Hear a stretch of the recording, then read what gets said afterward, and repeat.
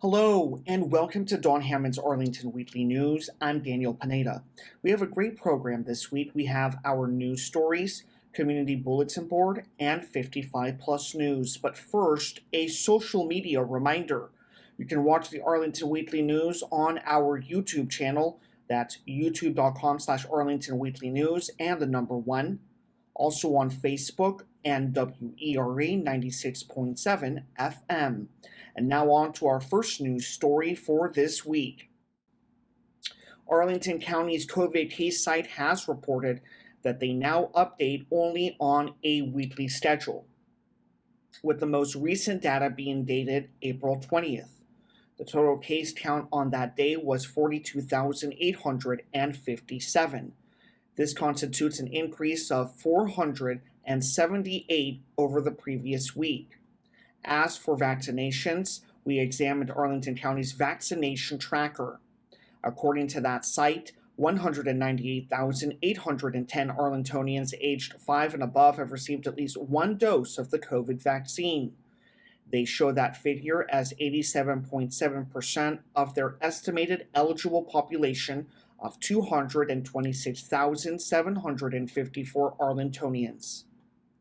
27,944 Arlingtonians remain unvaccinated. Pfizer COVID-19 vaccine for 5 through 11-year-olds is still available at the following locations: Arlington Mill Community Center, that's located at 909 South Dinwiddie Street, and Walter Reed Community Center, that's located at 2909 16th Street South.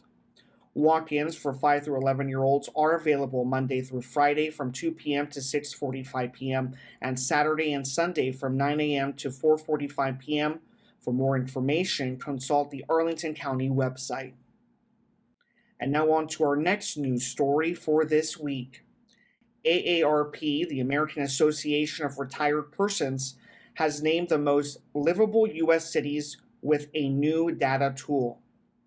Among what they call the top 10 mid-sized cities, they have listed Arlington as number 3, with Alexandria occupying the number 1 position. It's very nice of AARP to rank Arlington so highly, but we must still point out a flaw in their new algorithm. Arlington is not a city. Arlington is a county.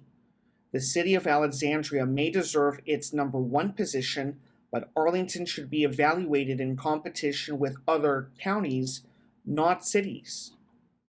The article goes on to acknowledge that housing affordability is a huge crisis in the U.S., and the communities that have the amenities and characteristics that appeal to people are also those where housing costs are high.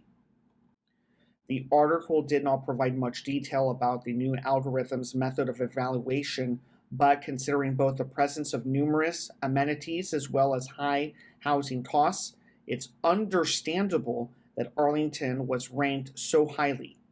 After all, among large cities, the AARP algorithm favored San Francisco, New York, and Washington, D.C., all of which also have high housing costs. It does look like their algorithm needs some more work, at the very least, so it can differentiate between a city and a county. Our next story is called Yes, It Could Happen Here. Waycroft Woodlawn is considered to be a pretty nice neighborhood in North Arlington. So is the Boston area in general. However, the Nextdoor website recently included 2 postings which described instances of people rummaging through cars even when the cars were parked in driveways. The postings were offered as friendly reminders for residents to lock their cars and to avoid leaving any valuables in the vehicles. Even so, one rummager reportedly took a few quarters that had been left in the car, probably for use in parking meters. Such invasions seldom, if ever, make it to the county's police crime reports. However, they have been occurring, even in reportedly low crime areas. What does this mean for Arlington residents? Quite simply, no matter how nice your neighborhood looks, and how friendly your neighbors are, it could happen here, and it is happening. Now it's time for some nicer news.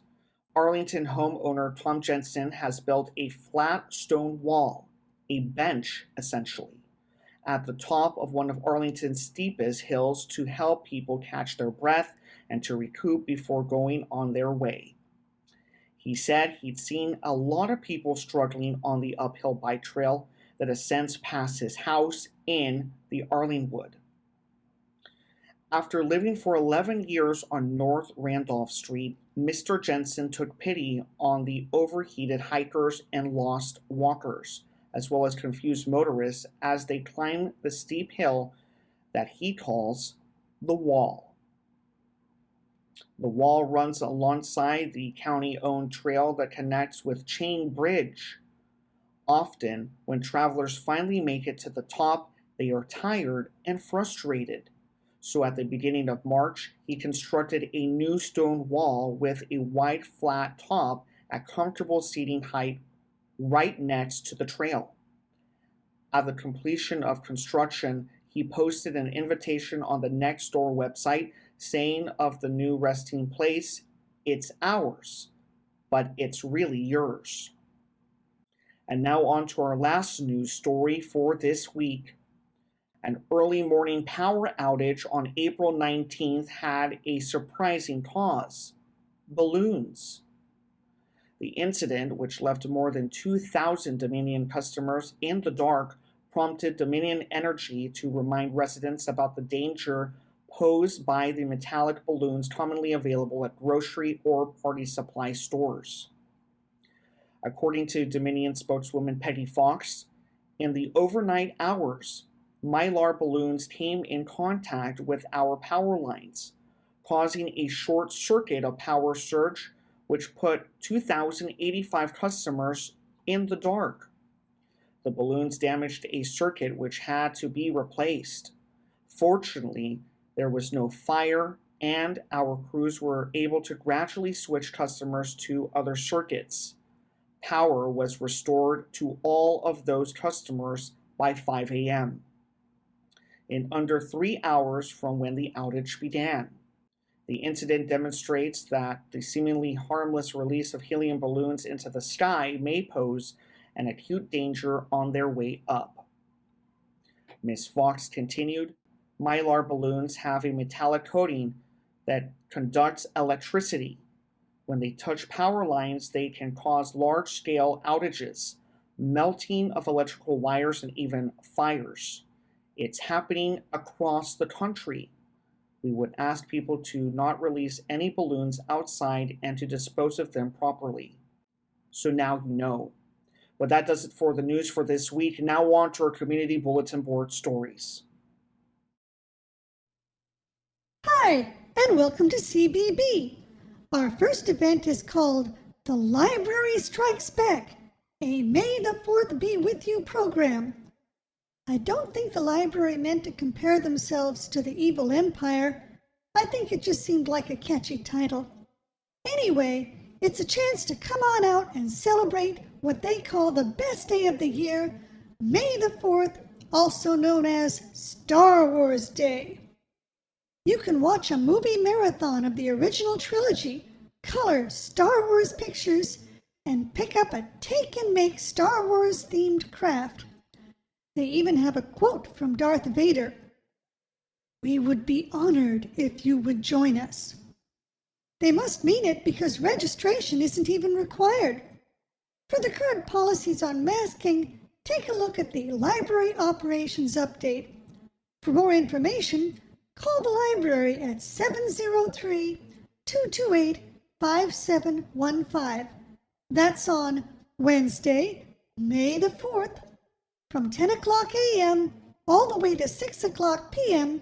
in the Eads Room at Aurora Hills Branch Library, 735 18th Street South. Our next event is for the entire family. It's a chance to discover Arlington's sister cities. You can join up today to learn about each sister city, their unique culture, history, language, music, and arts from representative experts from each committee. Discover opportunities to travel abroad or represent Arlington to our guests, participate in exchanges, and attend cultural programs and events.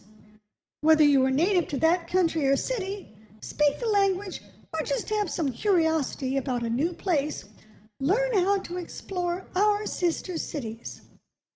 Arlington, through the Arlington Sister City Association, has been promoting Arlington through its work with government, economic development, arts and culture, and education since 1993. Arlington is proud to be part of Sister Cities International, first created at President Eisenhower's 1956 White House Summit on Citizen Diplomacy, where he envisioned a network that would be a champion for peace and prosperity by fostering bonds between people from different communities around the world. Arlington's sister cities include Aachen, Germany, Reims, France, San Miguel, El Salvador, and Ivano-Frankivsk, Ukraine. Registration is required. You can register through the Arlington Sister Cities Association. Light refreshments will be served. Also, attendees can register for a free raffle for local restaurants. That's on Thursday, May 5th from 6 o'clock to 7 o'clock p.m. in the Barbara M. Donnellan Auditorium at Central Library, 1015 North Quincy Street. Our next event is for art lovers. Gallery Underground's Focus Gallery in May presents Dancing Diamonds, a solo show by Jean Offutt Lewis. Jean Offutt Lewis's exploration of light on water was inspired after her move to the northern neck of Virginia. There, at a certain time of the year, dependent on the Earth's relationship to the sun, dancing diamonds appear. Single points of light, each a tiny reflection of the sun or the full moon, and create kinetic light shows atop wind-swept water. Using acrylics, a water-based medium, Offutt Lewis reduces this natural phenomenon into an interplay of color, line, and circles in a series of abstracted waterscape paintings. The show runs through May 27th, Monday through Friday, from 10 o'clock a.m. to 6 o'clock p.m. at Gallery Underground, 2100 Crystal Drive. No registration is needed.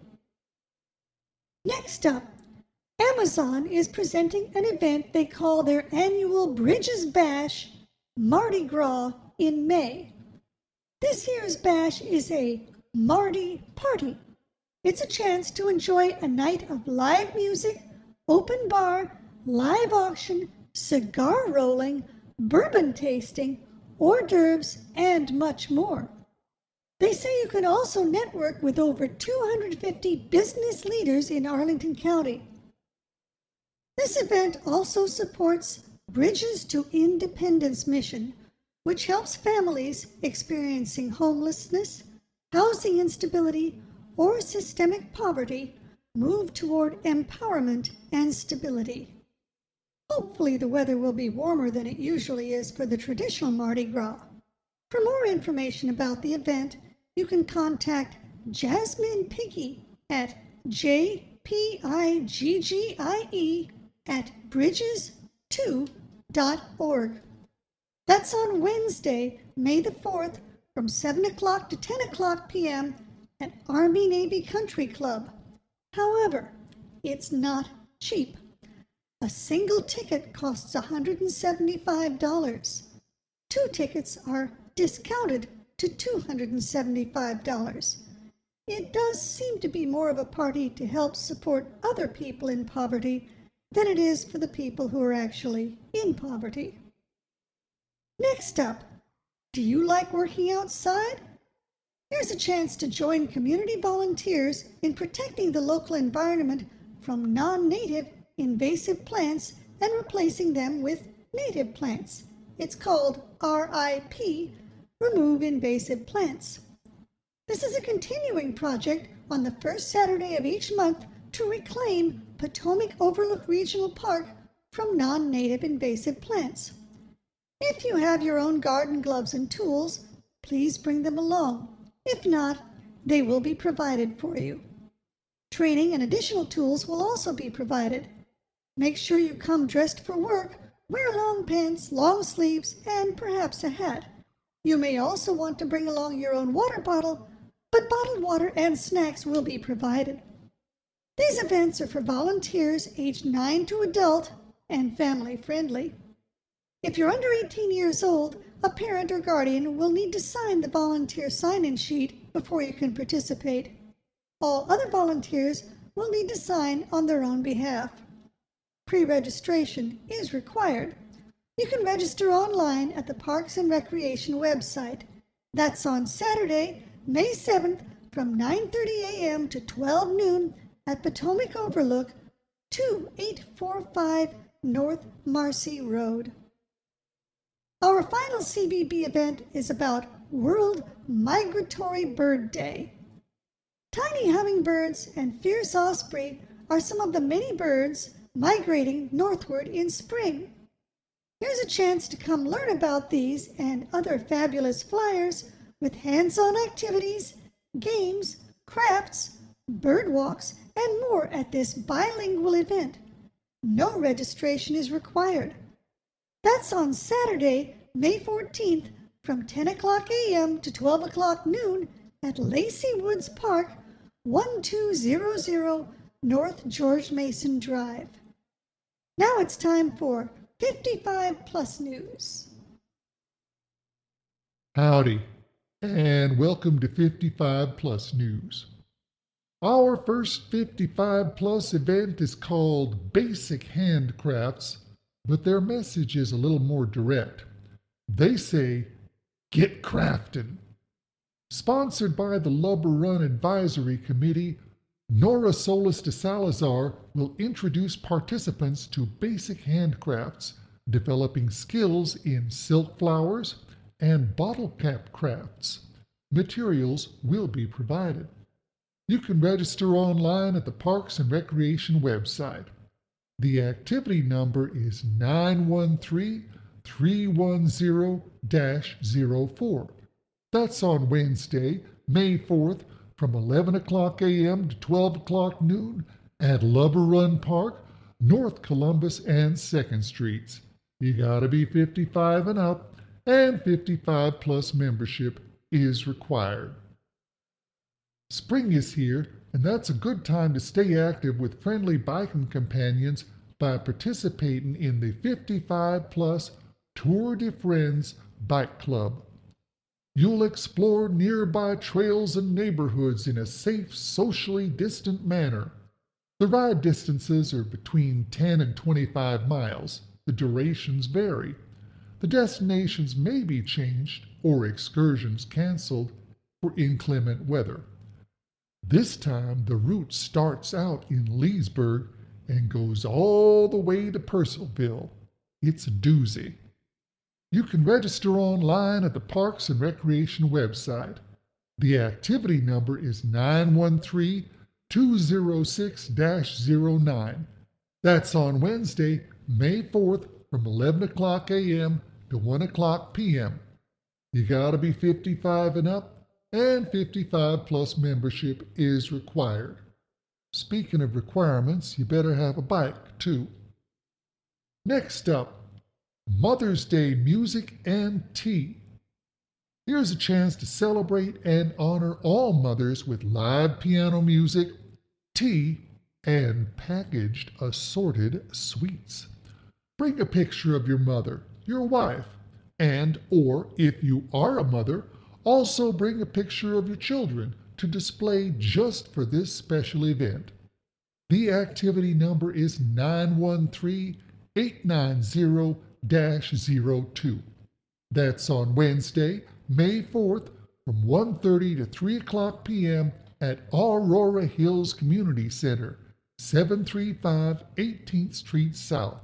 You gotta be 55 and up, and 55 plus membership is required. Next up, it's another installment of Opera Appreciation. For opera lovers and learners, this is a chance to enhance your appreciation of the magnificent art and drama of opera. Volunteer George Cicchetti will set the stage for each opera, providing the storyline, composer, and other interest in background. Musical selections from well known operas will be played, with professional commentary provided and group discussion to follow. This time, the featured opera will be Norma by Bellini. You can register online at the Parks and Recreation website. The activity number is 913 300 06. That's on Wednesday, May 4th from 1:30 to 3:30 p.m. at Lubber Run Park, North Columbus and 2nd Streets. You gotta be 55 and up, and 55 plus membership is required. Our next event is called Mom Knows Best, or Does She? Bring in your favorite recipes from your childhood and learn ways to make healthier versions of these dishes for you and your family. Virginia Cooperative Extension volunteer Nancy Broff will be demonstrating some modifications of Mom's meals with better nutrition in mind. You can register online at the Parks and Recreation website.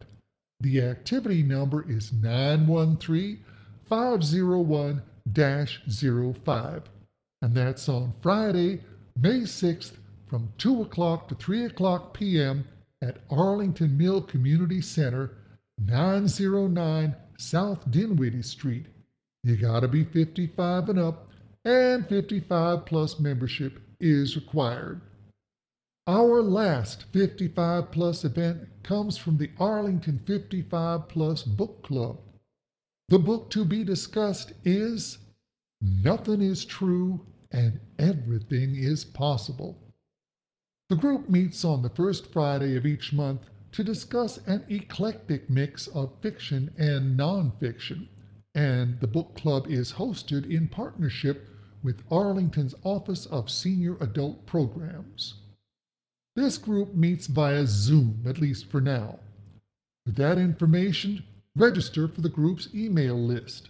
You'll get sent the Zoom meeting information one day before the meeting. They welcome new members to join in reading and discussing current literary fiction, historical fiction, and some nonfiction titles. It's a volunteer-run group. Now, about this month's title, Nothing is True and Everything is Possible, The Surreal Heart of the New Russia by Peter Pomerantsev. This is the gist of it. In the new Russia, even dictatorship is a reality show.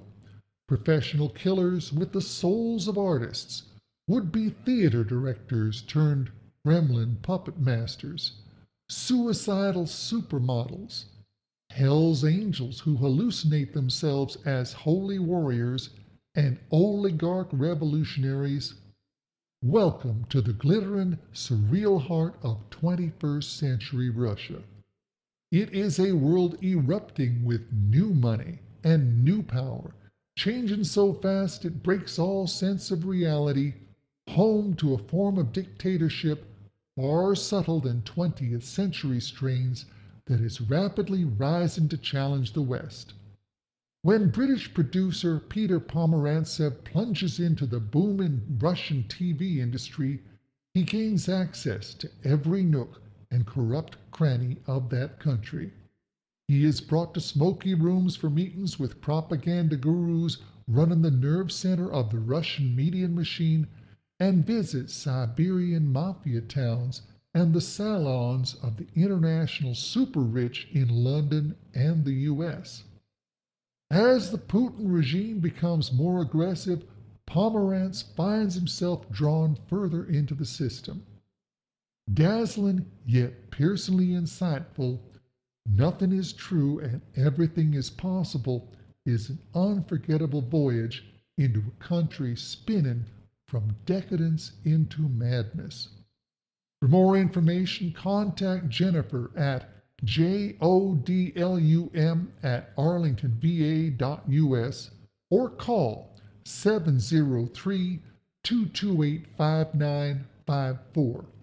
That's on Friday, May 6th from 12 o'clock noon to 1 o'clock p.m. This program is recommended for ages 55 and up, but I don't think it's required because it's through the library. Anyway, that's all I got for 55 Plus News. One final item before signing off. We received late notice of an upcoming opera performance. Mason Opera will present La Cenerentola by Giacomo Rossini. It's the Cinderella story. Showtimes will be Friday, April 29th at 8 o'clock p.m., Saturday, April 30th at 2 o'clock p.m., and Sunday, May 1st at 2 o'clock p.m. Opera Nova's artistic director Jose Sassin will be performing in this opera. He will sing the role of Dandini, the valet to the prince. In part of the opera, Dandini plays the role of the prince. This means Jose will sing a role within a role, or sing a role while pretending to sing another role. Things are not what they seem. In addition, Laura Virella, a mezzo-soprano who has sung with Opera Nova in their children's operas, will be singing the role of Tisbe, one of the ugly stepsisters. The artistic advisor, Dr. Patricia Miller, is the director of this 205-year-old opera. The opera will be performed in the Harris Theater. For directions, go search GMU Harris Theater on Google Maps or call 703-993-8888. For tickets, go to https://music.gmu.edu/events/ then scroll down to Mason Opera Presents Rossini's La Cenerentola and click the Buy Tickets button for the event. For GMU music students, this is a 300-credit event. Admission is $20 for the general public, $5 for seniors, and $4 for youth through grade 12. Despite this late notice, they hope to see you at the opera. And that concludes this week's show. We will be back next week with more news from Arlington. Meanwhile, be careful, be safe, and be well.